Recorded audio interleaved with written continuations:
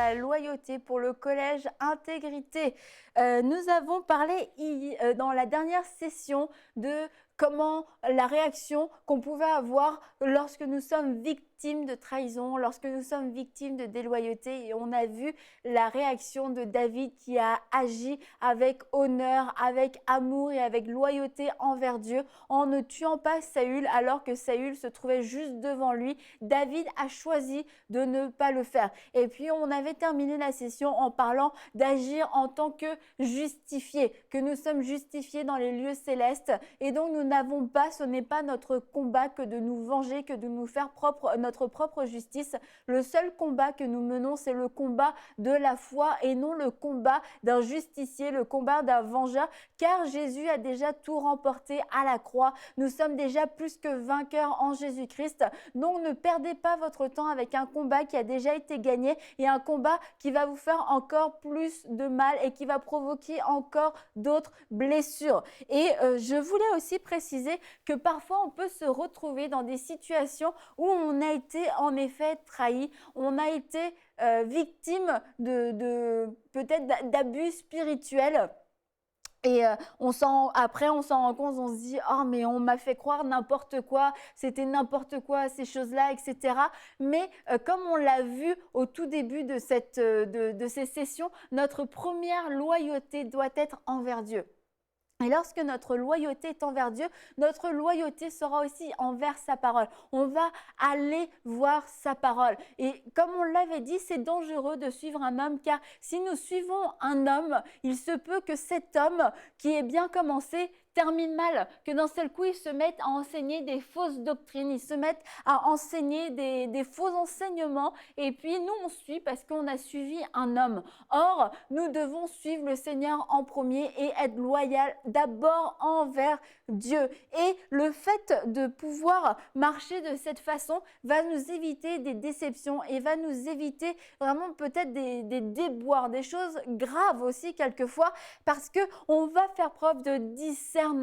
On va mettre la parole de Dieu avant notre amour pour une personne ou avant notre intérêt dans une relation. Oui, mais j'aime bien notre relation, donc finalement, on n'a pas vraiment envie de voir ce qui ne va pas bien. Et au final, on se retrouve dans une situation où on se sent trahi, on se sent déçu, on se sent victime de déloyauté et c'est quelque chose qui aurait pu être évité parce qu'on a manqué de discernement à la base. Et dans Luc 2, 28, Jésus a dit « Faites bien attention à ne pas vous laisser vous égarer. En effet, beaucoup viendront sous mon nom en disant « C'est moi » et le moment est arrivé. Ne les suivez pas, ne les suivez pas. Et si on peut obéir à cette parole de Jésus, de faire attention, de ne pas nous laisser égarer par des faux discours, égarer par des faux docteurs, égarer par des fausses doctrines, nous prendrons directement la décision de ne pas suivre certaines personnes, de ne pas suivre certains mouvements, de ne pas suivre certains ministères parce que nous ne reconnaissons pas en eux un amour pour la parole, un amour dans la parole dans le sens où nous ne voyons pas que la parole est prêchée. Nous voyons une autre parole qui est prêchée. Ce n'est pas Jésus qui est glorifié, ce sont autres choses qui peuvent être glorifiées. Quelquefois, ça peut être les signes, les miracles et les prodiges, ça peut être un homme, ça peut être de l'argent, ça peut être de la gloire, mais si Jésus n'est pas glorifié dans un ministère, le ministère ne fonctionne pas de la bonne façon. Le ministère ne sert pas le Dieu qu'il devrait servir et ne le fait pas de la bonne façon. Donc, de pouvoir avoir ce discernement, de pouvoir avoir cet amour pour Dieu et pour sa parole va nous permettre de nous éviter, de nous retrouver dans des situations quelquefois qui finissent par être dramatiques parce que nous avons reçu un avertissement ou juste parce que c'était évident, parce que la parole nous met en garde que ce n'était pas de Dieu, que ce n'est pas la parole de Dieu qui est prêchée à cet endroit-là.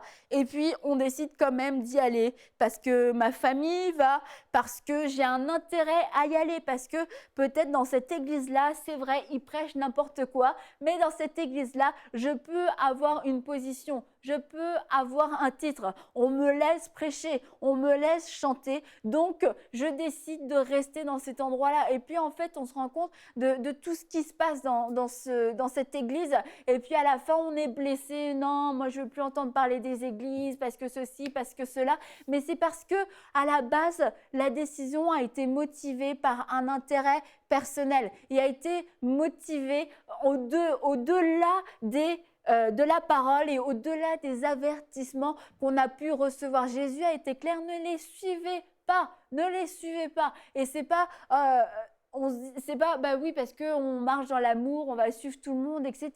Non, la Bible nous a averti qu'il y aura des faux docteurs, qu'il y aura des faux prophètes, qu'il y aura des doctrines de démons, que ces choses sont dangereuses et que nous devons y faire attention, afin de ne pas y toucher. Pourquoi? Parce que ça va nous faire du mal. Ça va nous faire du mal. Et puis, bon, on va aller lire ensemble dans 1 Timothée 4 au verset 5. Non, verset 1, pardon. Je fais pas exprès, je vous assure. 1 Timothée 4, verset 1. Mais l'Esprit dit expressément que dans les derniers temps, certains abandonneront la foi pour s'attacher à des esprits trompeurs et à des doctrines de démons, car ils seront égarés par l'hypocrisie de menteurs dont la conscience est marquée au fer rouge. Ces gens, certains abandonneront la foi pour s'attacher à des esprits trompeurs et à des doctrines de démons, des doctrines qui sont prêchées par des prédicateurs menteurs, des prédicateurs hypocrites, des prédicateurs qui n'ont qu'un seul intérêt qui est le leur, qui n'ont aucun intérêt pour le royaume, qui n'ont aucun intérêt pour Jésus-Christ.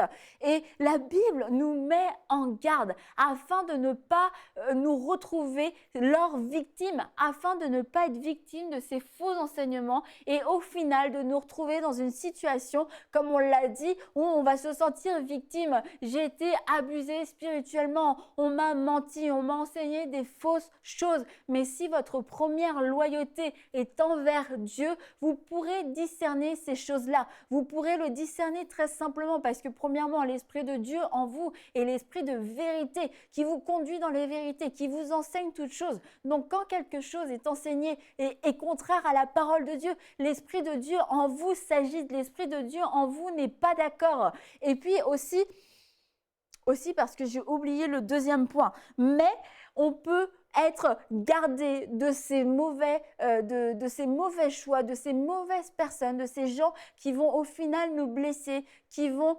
nous faire du mal, et on peut juste s'en passer. On peut juste ne jamais avoir affaire à eux si on prend cette première décision de ne pas les suivre comme Jésus nous l'a dit. Ne les suivez pas. N'abandonnez pas la foi pour vous attacher à des esprits menteurs et à des doctrines de démons. Parce que ces gens-là ne quitteront pas l'Église nécessairement. Ce sont des gens qui s'attacheront à des doctrines de démons, des choses qui seront prêchées dans des soi-disant églises avec des soi-disant pasteurs. Mais quelquefois, et c'est une bonne chose au final, que les gens puissent avoir leurs yeux qui s'ouvrent et puissent découvrir, se rappeler la vérité de l'Évangile. Mais quand on a été pendant des années malmené dans des faux enseignements, dans des doctrines de démons, on ressort de là en 1000 morceaux. Et il y a un travail de restauration qui va être nécessaire. Et là, on se dit, ah, waouh, où était Dieu? Pourquoi ceci? Mais Dieu n'a rien à voir avec ça. Dieu nous met en garde dès aujourd'hui dans sa parole afin d'éviter ce genre de déboire, afin d'éviter de nous-mêmes nous mettre dans des situations où nous allons être blessés, des situations où notre loyauté va être mise vraiment à dure épreuve. Et on peut éviter ce genre de situation.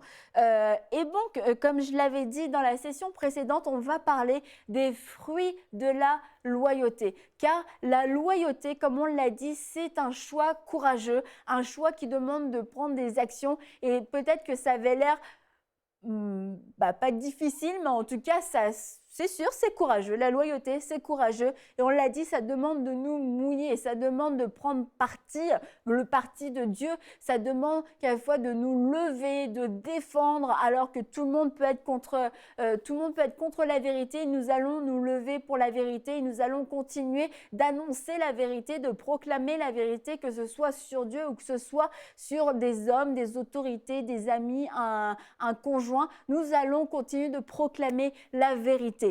Et la loyauté a un fruit. La loyauté a un excellent fruit pour nous. Et d'ailleurs, j'aimerais juste vous relire un verset qu'on a lu à la première session dans Proverbe 3:1.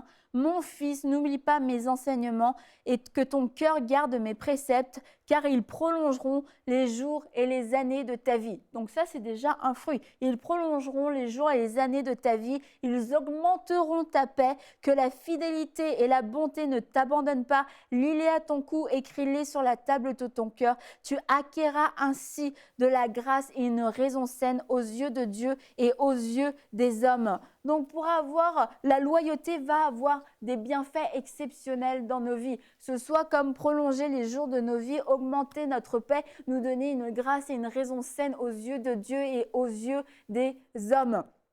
Et ça, c'est quand même pas négligeable comme fruit, c'est certain. Mais on va voir d'autres fruits qui sont spécifiques à la loyauté et on va le voir dans la vie de David encore une fois. David, donc dans 1 Samuel 21:9, vous vous rappelez, on a parlé dans une des sessions précédentes de Doeg qui avait dénoncé David, qui avait dit où se trouvait David et qu'après il y avait eu un massacre. On va aller lire ce qui s'est passé un petit peu avant ça, un petit peu avant qu'il se fasse dénoncer. Et on parcourt ces passages-là, mais comme je vous l'ai dit, vraiment, lisez-les pour vous, relisez-les en entier chez vous. Et je crois que l'Esprit de Dieu va vous révéler encore plus de choses parce qu'il y aurait tellement de choses à dire. C'est tellement riche que 6 sessions ne peuvent pas tout contenir. Mais prenez le temps de relire cette histoire, de relire toute cette histoire entre David, Jonathan et Saül et de voir comment Dieu a agi à travers ces hommes, ce que Dieu a fait pour certains, ce que Dieu n'a pas fait pour certains. Et ça va vous fortifier dans votre foi, ça va vous fortifier aussi pour marcher dans la loyauté. Donc 1 Samuel 21. 1 Samuel 21 au verset 5. Au verset 5. Le prêtre répondit à David, « Je n'ai pas de pain ordinaire sous la main, mais je peux te donner du pain consacré à condition que tes hommes n'aient pas eu de relation avec des femmes récemment. » David répondit au prêtre, « Nous n'avons pas eu de relation avec des femmes, comme toujours quand je pars en campagne. Les affaires de mes hommes sont consacrées, même si une expédition a un caractère profane. Elles le seront d'autant plus aujourd'hui. » Alors le prêtre lui donna du pain consacré, car il n'y avait pas d'autre pain. On l'avait retiré de devant l'Éternel pour le remplacer par du pain chaud au moment où on l'avait pris. Ce jour-là, un des serviteurs de Saül était présent, enfermé qu'il était au service de l'Éternel. C'était un Édomite au nom de Doeg, notre fameux Doeg, le rapporteur, qui était le chef des bergers de Saül. David dit à Achimélec, « N'as-tu pas sous la main une lance ou une épée ? En effet, je n'ai pris avec moi ni mon épée ni mes armes, parce que l'ordre du roi était urgent. » Le prêtre répondit, « Il y a l'épée de Goliath le Philistin que tu as tué dans la vallée d'Éla. Elle est enveloppée dans un drap derrière l'éphod. Si tu veux la prendre, prends-la, car il n'y en a pas d'autre ici. » David répliqua, « Il n'y en a pas de pareil, donne-la moi. » Je comprends que David ait voulu récupérer l'épée de Goliath. Là, pour le coup, on a vraiment lu beaucoup, mais on va s'arrêter, on va parler de l'épée de Goliath.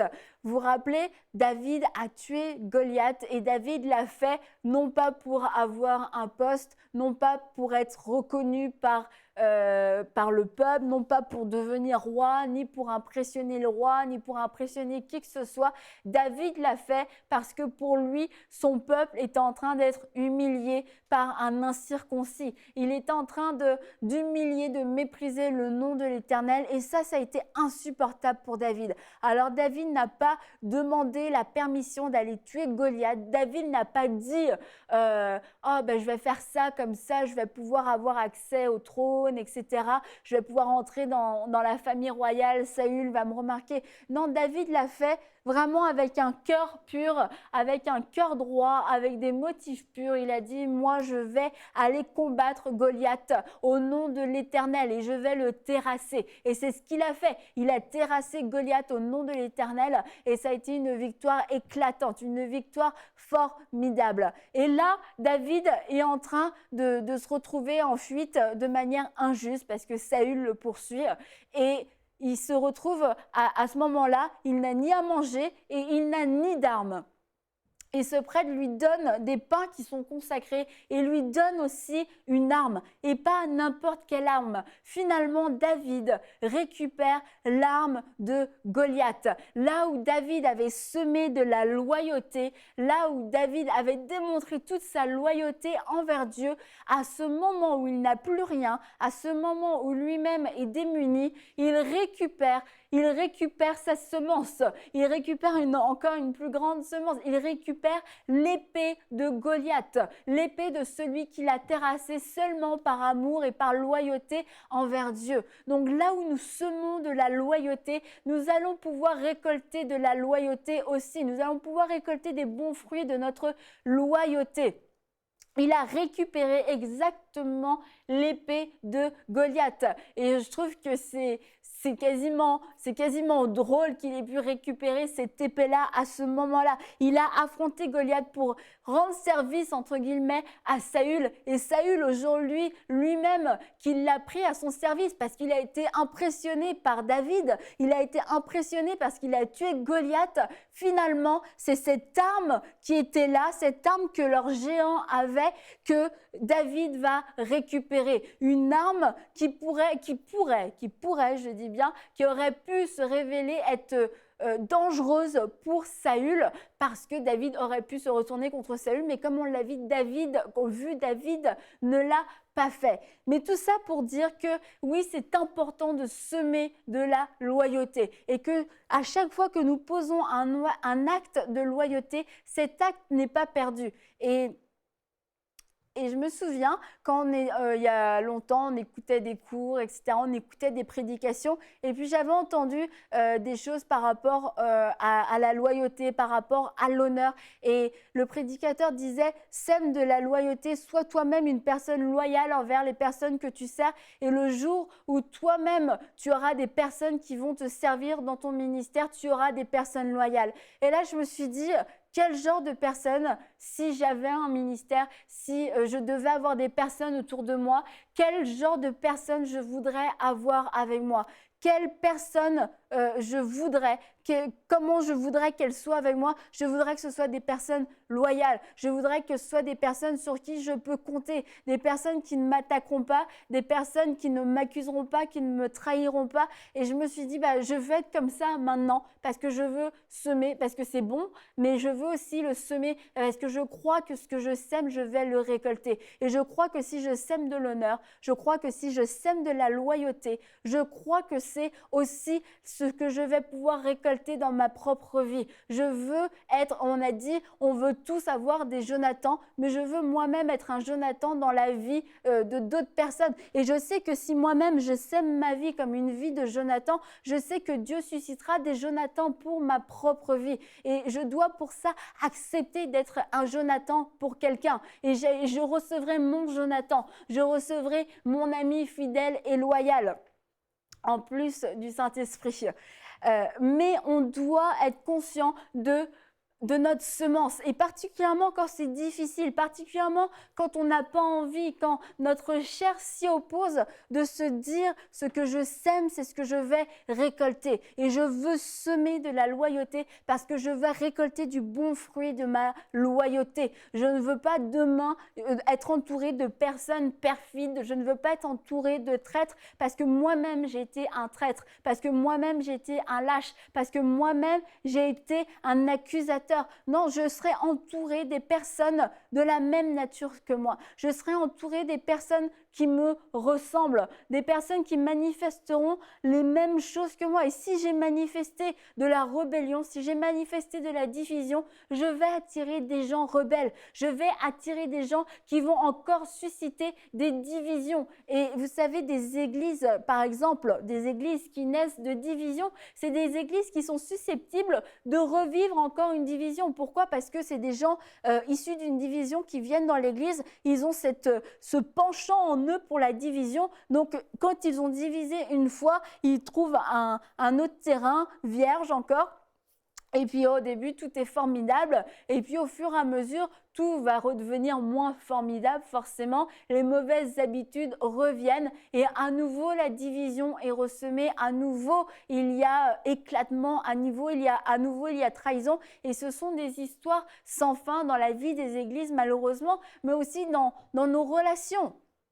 Un couple qui se rencontre et parce que dans une relation adultère, tu te dis, bah, aujourd'hui, j'étais du bon côté, entre guillemets, de la barrière, mais demain, ça peut être moi, la femme trompée. Pourquoi cet homme qui n'a pas pu être fidèle à sa femme, aujourd'hui, s'intéresse à moi? Et moi, je peux me dire, oui, je vais mettre ma confiance en cet homme, croire que nous allons pouvoir vivre notre vie ensemble, que cet homme-là va m'être fidèle, va m'aimer de tout son cœur, alors que cet homme-là n'a pas réussi à aimer l'autre femme de tout son cœur et à lui rester fidèle. Il a décidé de la tromper, il a décidé de marcher dans l'adultère en venant vers moi.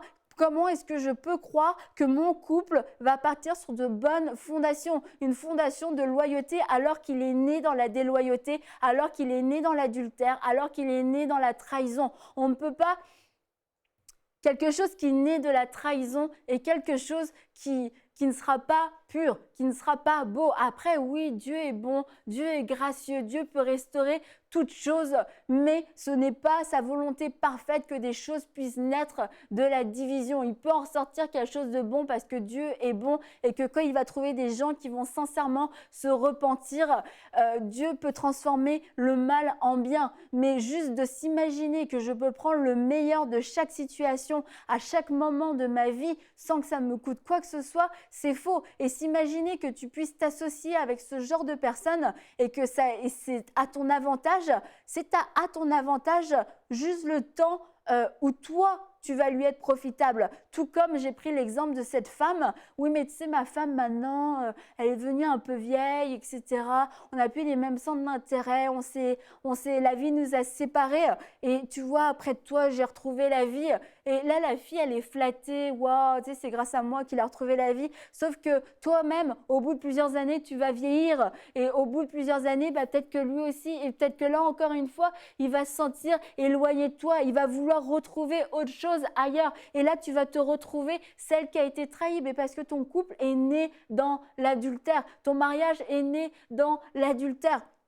Et ces choses qui naissent dans l'adultère, dans la trahison, sont des choses qui sont extrêmement fragiles, sont des choses qui ne sont pas nées dans la pureté, dans la sainteté. Et Dieu n'approuve pas le péché dans tous les cas. Donc, si nous voulons avoir une vie bénie, si nous voulons avoir des gens de confiance autour de nous, nous devons faire le choix d'être ces personnes-là, nous, premièrement, de marcher dans la loyauté, de savoir que ce que je sème, c'est ce que je vais récolter. Si je sème de la rébellion, je risque de récolter de la rébellion. Si je sème de l'honneur, si je sème de la loyauté, peu importe ce qui va arriver, je sais que mon Dieu est fidèle et je sais qu'au jour où j'en aurai besoin, comment moi-même je vais pouvoir récupérer l'épée de Goliath que j'ai terrassée par loyauté. Je sais que je pourrai récupérer. Je sais que Dieu me redonnera le fruit de ma loyauté au temps convenable, au temps où j'en aurai besoin. Ce n'est pas au moment où David a terrassé Goliath qu'il a récupéré son épée, et c'est pas David qui a été prendre son épée. Il a demandé au moment où il avait besoin. Il a dit, y aurait-il une arme ici pour moi? Oui, il y a une arme. Il y a l'épée de Goliath, celui que tu as terrassé parce que tu aimais l'Éternel. Voici l'épée de Goliath. Et nous pouvons aussi dans nos vies récupérer cette épée de Goliath, l'épée du géant qui a voulu nous tuer, mais l'épée du géant que finalement nous avons terrassé par la force de l'Éternel et au nom de l'Éternel. Et ça, c'est un des fruits de la loyauté, de pouvoir récolter ce que nous semons. Et on ne le fait pas seulement pour ça, mais c'est quand même motivant de se dire ce que je sème aujourd'hui autour de moi, c'est ce qui va pousser. Ça va être mon environnement, ça va être mon jardin, ça va être ce que je vais voir. Donc non, je ne sèmerai pas des mauvaises herbes, non, je ne sèmerai pas des épines. Je vais semer des choses qui sont bonnes. Je vais semer ce que je veux, je vais semer ce dont j'ai besoin. Et comment je le sème? En l'étant moi-même, en donnant ma vie moi-même, d'abord en soumettant ma vie à Dieu, en marchant dans la loyauté envers Dieu, et après en me soumettant aux autorités que Dieu va mettre dans ma vie, en me soumettant aux visions, à la vision dans laquelle je m'implique, dans laquelle Dieu m'a dirigé, en disant comme Jonathan, je donne tout ce que j'ai, je donne mes meilleures choses. Et comme Jonathan, encore une fois, d'être cette personne-là qui va encourager, cette personne qui va se lever pour la vérité, qui va parler la vérité, qui va rappeler la vérité contre les fausses accusations, contre les complots,